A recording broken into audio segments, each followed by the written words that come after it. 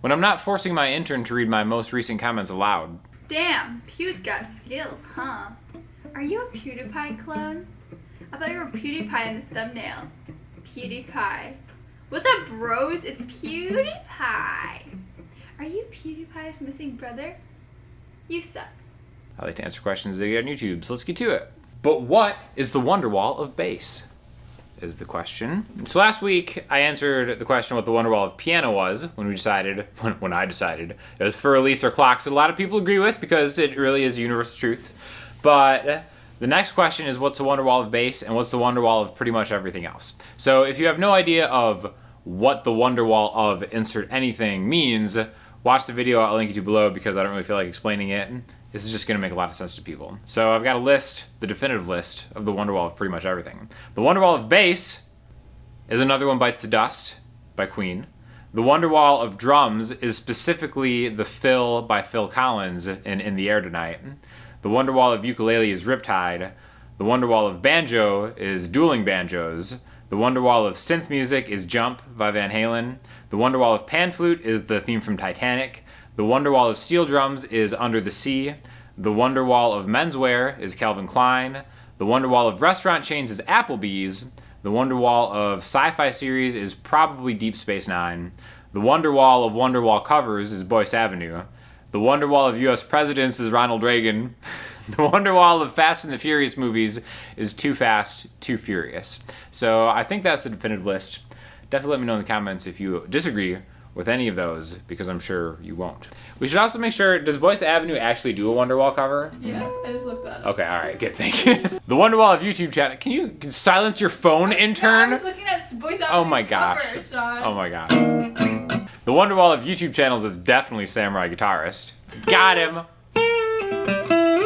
Does hitting the strings to get a percussive sound like John Mayer cause damage, especially to the neck?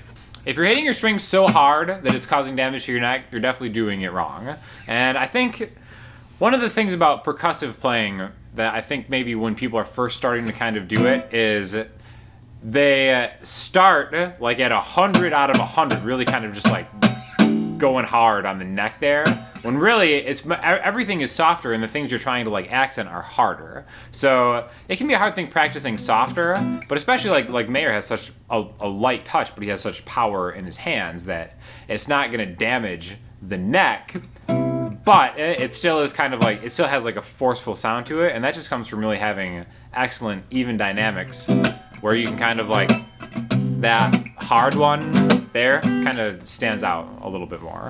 So I guess this is kind of like my thoughts on that, and you should be damaging your guitar in general.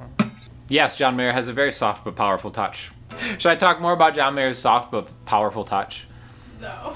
I realize I just said that John Mayer has a soft but powerful touch. I want to make things clear. I have not experienced that firsthand. Guitar playing strictly only. Every blues song, that's like 450,000. You don't even teach one. They're not the same, boy. You got a lot to learn. 450,000 is a very specific number to say every blues song. Why would you just round up to 500,000? I don't know. I don't really understand. It's almost like he did his research and actually found out there were indeed 450,000 blues songs. So apparently I do have a lot to learn. Hey Sean, top 3 favorite Radiohead albums. Cheers, brother. Excellent question.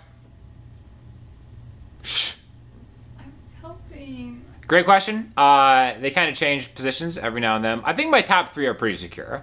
My number 1 usually kind of oscillates between Hail to the Thief and OK Computer. It should be OK Computer, but that's kind of what everybody says, so I try not to say that, but it probably is OK Computer. And then Hail to the Thief, and then In Rainbows. But there's really not a bad one, except for King of Limbs and Pablo Honey. But anything else is kind of like in that top 3 at any given moment of time. Great band.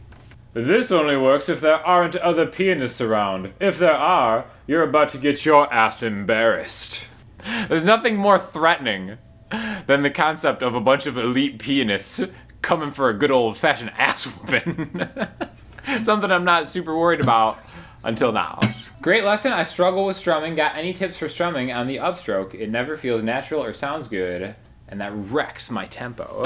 Upstroke strumming is an art. I'm rocking this Epiphone Masterbilt, by the way.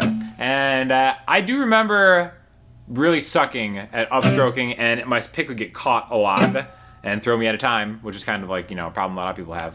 One thing that really helped me was switching to a thinner pick. So for the longest time, I actually played 60s, Gator Grip 60s, if I was just going to be doing like acoustic guitar strumming. Now, it's not maybe the preferable thickness for like lead line playing, but if you really do kind of like choke the pick up to just kind of like get just like the smallest part of it, you can still get like a good tone from it. So if you are doing more strumming things and you're having difficulty, I would say try a thinner pick, and then really just kind of like look at the motion of your hand instead of going like, if you just go straight down and then try to come up the exact same path, most likely you're going to get stuck on the bottom of it. But if you kind of like tilt your wrist to go up, and this is a very exaggerated motion, but really what's going to end up happening is there's going to be kind of like a small, just minute difference that kind of goes there. So that's really the best advice I can give you, is really kind of like start exaggerating downstrokes and upstrokes with like that wrist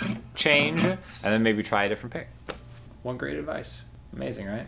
Thanks, Sean. I did not ask you to speak in turn. For listening homework this week, I'm going to link you to an awesome song by Foxwarren. It's called Everything Apart. Great guitar parts, just great production in general. Definitely give that a listen. If you have any questions or comments, hit me up in the comment section, Instagram, Twitter, or the website. And definitely go buy the masterclass that me and Ian did, which I'm going to link you to as well. So yeah, let me know what you think, and I'll talk to you soon. Thanks a lot.